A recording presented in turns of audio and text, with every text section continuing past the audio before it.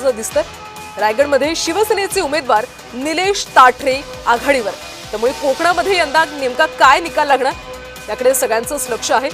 सिंधुदुर्ग, रायगड, रत्नागिरी या ठिकाणी दिग्गजांच्या प्रतिष्ठा पणाला लागलेल्या आहेत। रायगडमध्ये सध्या पोस्टल मतमोजणीमध्ये शिवसेना आघाडीवर असल्याचं चित्र पाहायला मिळतं। अनेक ठिकाणी युती सुद्धा झाली होती तर काही ठिकाणी युती बिनसली होती, त्यामुळे भाजप आणि शिवसेना स्वतंत्र लढत असल्याचं चित्र पाहायला मिळत होतं।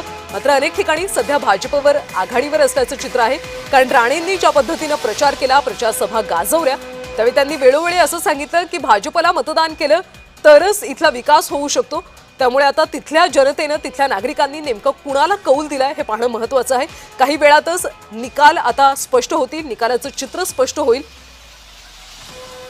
रायगड पंचायत समितीचा पहिला निकाल समोर आलाय आणि तो राष्ट्रवादीच्या बाजूने असल्याचं पाहायला मिळते।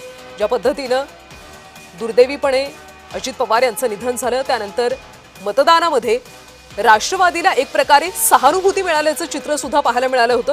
त्यामुळे यंदा राष्ट्रवादी सुद्धा अनेक ठिकाणी बाजी मारेल, विजयाचा गुलाल उधळेल अशी शक्यता वर्तवली जाते। आंबेगाव तालुक्यामध्ये सुद्धा सध्या शिवसेना आघाडीवर असल्याचं पाहायला मिळतंय। रायगडमध्ये पोस्टल मतमोजणीमध्ये सध्या शिवसेना आघाडीवर आहे। दरम्यान संभाजीनगरमध्ये सध्या नेमकी कल कशा पद्धतीने हाती येत आहेत ते आपण जाणून घेऊयात। आमचे प्रतिनिधी विजय चिडे सध्या आपल्या सोबत आहेत। विजय, संभाजीनगरमध्ये सध्या काय चित्र आहे, कोण आघाडीवर आहे?